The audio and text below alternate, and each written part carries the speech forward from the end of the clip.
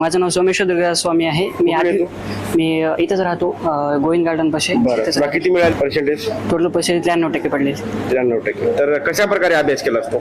Sir काहीच नाही, 8वी पासून मी बेसिक सगळं कन्सेप्ट क्लिअर करत गेलो.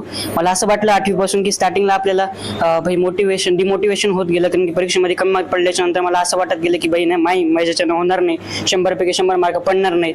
कधी कधी असं वाटलं की नाही आता होणार नाही, मी मागं बॅकलॉग पडेल, असं काय होईल.